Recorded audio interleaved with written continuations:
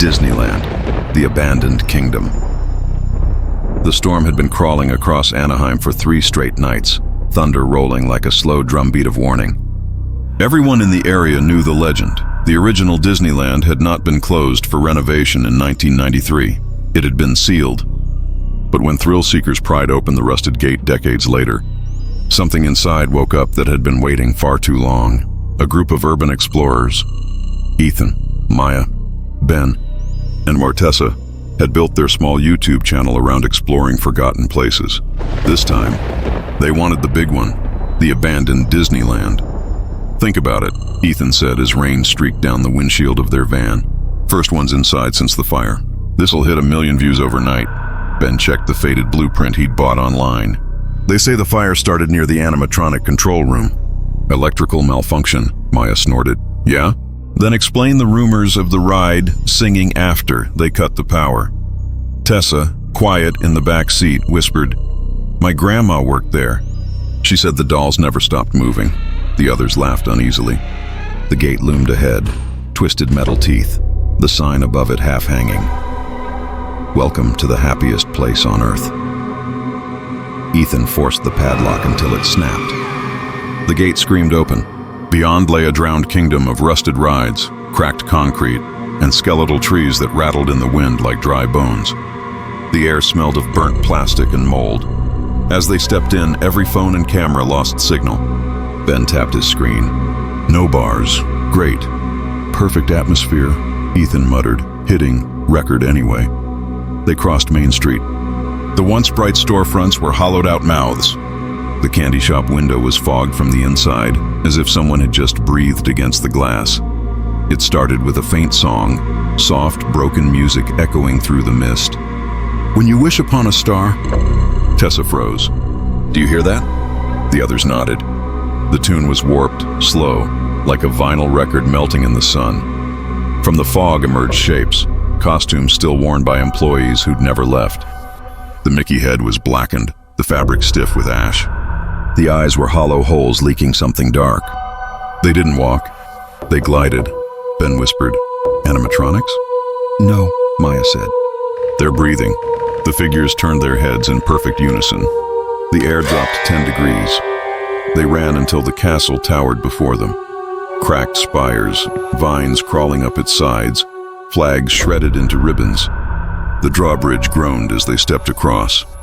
Inside, mirrors lined the hallway, all fogged over. As Maya wiped one clean, her reflection smiled before she did. "Guys," she whispered. Her reflection raised a finger to its lips. "Shh." Then every mirror in the hall screamed. Their glass exploded outward, slicing through the air. A shard cut Ethan's cheek. His camera caught it all, the reflection of himself bleeding in one frame and smiling in the next. Deeper inside the castle was a maintenance door with a sign that read, "Authorized personnel only." Ben, shaking, pried it open. Behind it lay the old control center, the heart of the park. Hundreds of dials, monitors, and switches. One red light still blinked. Maya pressed a button labeled Parade Program, Loop. The screens flickered on. Footage played from 1993, the final day before the fire. Employees in costume danced through the park until the feed glitched. One by one, the performers turned their heads to the camera and stood still, smiles stretching unnaturally wide.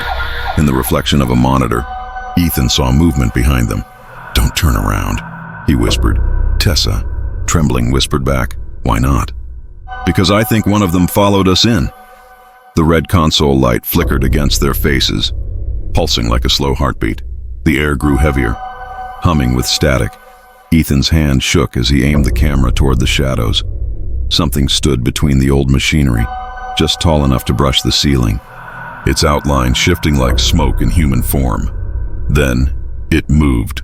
A faint, mechanical sound, like gears twisting inside a throat, came from it. The figure tilted its head, the shadow of a giant smiling cartoon head stretching across the floor. Maya whispered, "We have to go," but the door slammed shut on its own. The monitors flickered again. Now they weren't showing the old parade footage. They were showing them live.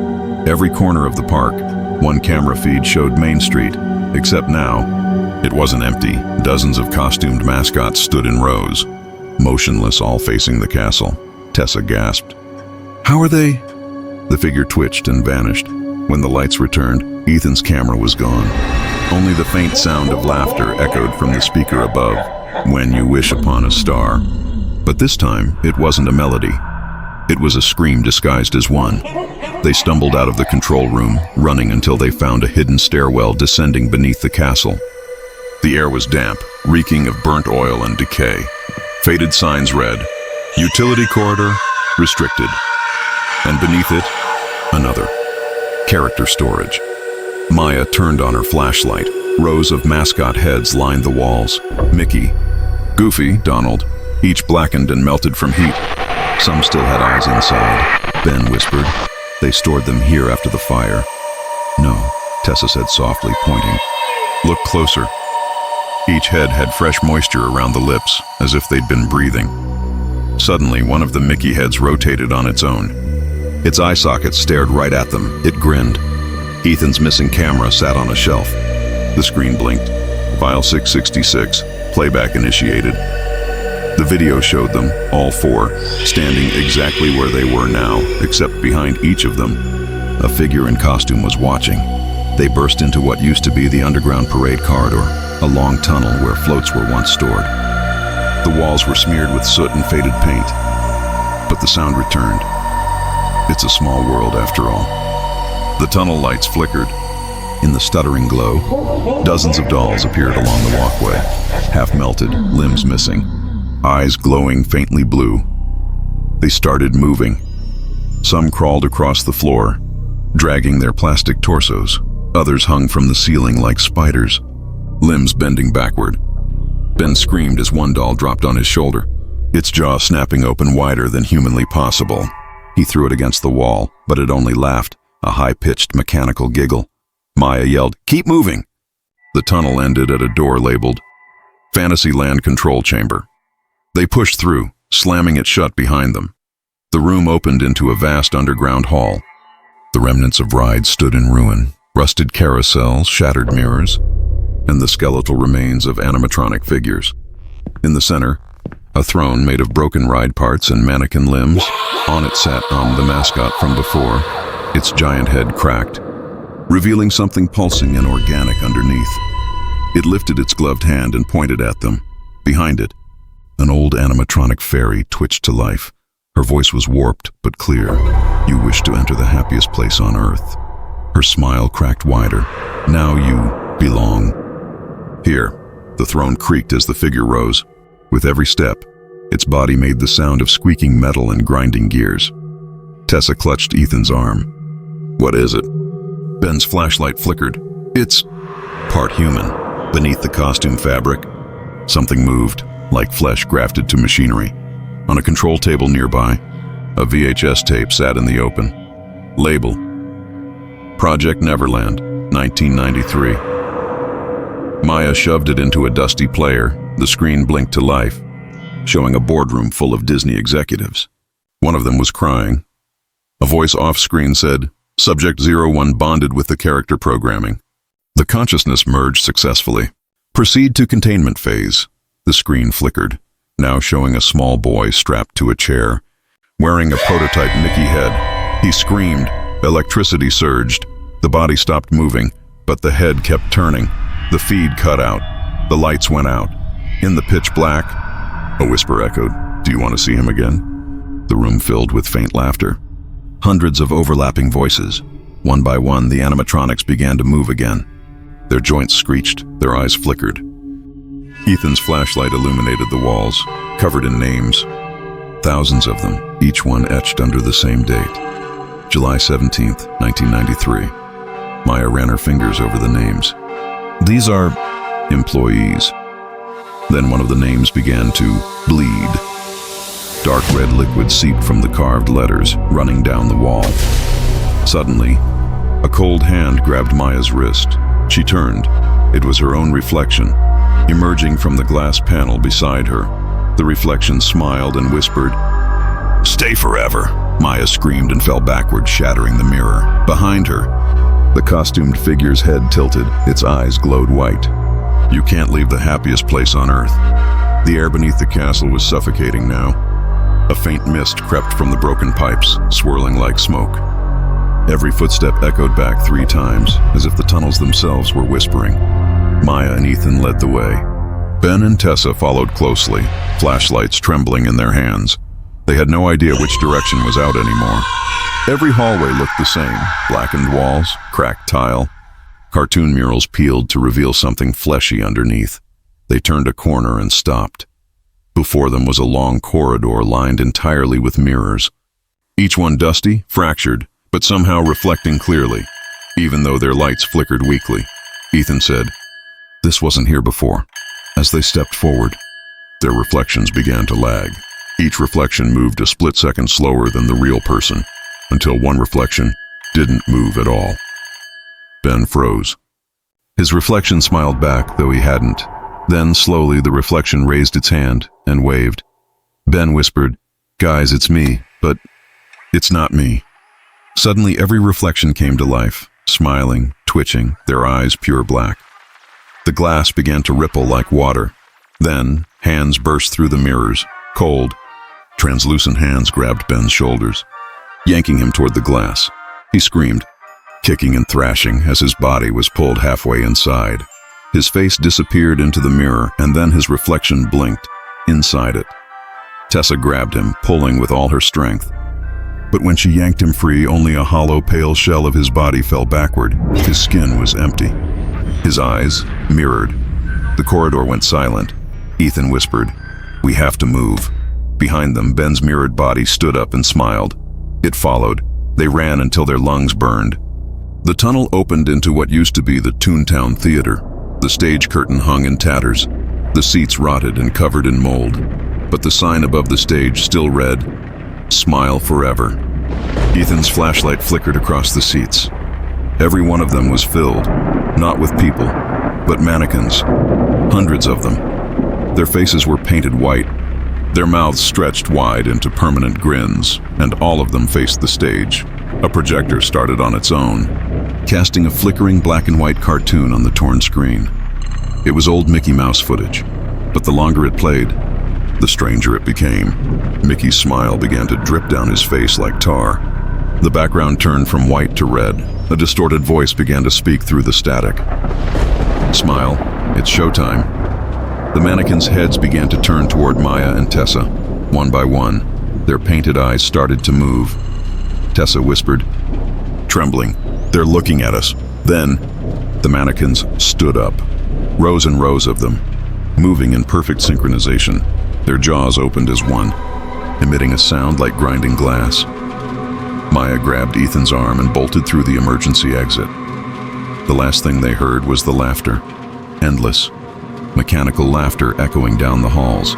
They found themselves in another chamber, a massive circular room. In the center stood an old carousel, spinning slowly, though no one was on it. The horses were blackened, their faces stretched unnaturally long, their eyes glowing faintly blue. A music box played in the background, offbeat and broken. Tessa whispered, "This is where they held the employee parties." Before it closed, as she approached, the carousel slowed to a stop. There was a single ride still functioning, a small horse, child-sized, with the name Elliot carved into the side. Maya frowned. "Elliot, who's that?" Before anyone could respond, a child's giggle echoed from the shadows. A little boy appeared, wearing a faded Mickey shirt, his skin pale and waxy. He smiled at Maya. "I'm Elliot. I used to live here." Ethan's hand shook as he lifted the camera. "What happened to you, Elliot?" The boy tilted his head. "They said I could stay forever if I helped them smile." Then his smile grew impossibly wide, splitting the skin at the corners of his mouth. Blood dripped onto his shirt as he whispered, "Want to see my friends?" The carousel roared to life, spinning faster. Faster. From the shadows emerged other children, faces blank, eyes hollow, circling the ride in silence. When it stopped, the boy was gone. Only a small Mickey head lay on the floor, its eye sockets dripping red. Maya and Ethan stumbled into what looked like a control hub filled with massive cables running through the walls. The air buzzed with low static. A sign read, Energy grid, experimental AI interface. Ethan turned a monitor on. Lines of text scrolled rapidly. Emotion harvest, active. Target type, fear. AW, despair. Source, visitor consciousness, Maya whispered. It's feeding on them. Suddenly the system beeped. New fear detected. The floor began to shake. The cables pulsed like veins. From the ceiling, black tar began to drip, forming a massive humanoid figure with the face of a melted cartoon. The voice came from everywhere. Do you know what keeps the magic alive? It leaned close, its featureless face splitting into a wide, toothless grin. You do. The lights shattered. Everything went black. Maya woke up lying on the street of Main Street, USA. The sun was shining. Music played cheerfully. For a moment, it looked normal, until she noticed the people. They were all smiling. Too widely, too still, she ran to Ethan's side. Ethan, we made it! He opened his eyes slowly, but his pupils were gone. Just white. He smiled and whispered, We're part of the magic now. She stepped back, horrified, bumping into a man in a park uniform. His name tag read, Walt. He tipped his hat and said, Welcome back, princess. The park missed you. Behind him, the castle gates opened. Hundreds of mascots stepped out, clapping in eerie unison. When you wish upon a star, Maya screamed as the street melted beneath her, swallowing her whole. The last thing she saw was her own reflection smiling from a shop window, wearing a Mickey mask. Weeks later, an online ad appeared mysteriously. Disneyland, now reopening for exclusive guests. Experience the magic like never before. Smile forever. Attached was a short video, footage of happy families laughing, holding hands. But if you looked closely in the reflection of their eyes, you could see the castle's shadow. Inside that shadow, hundreds of faces were screaming.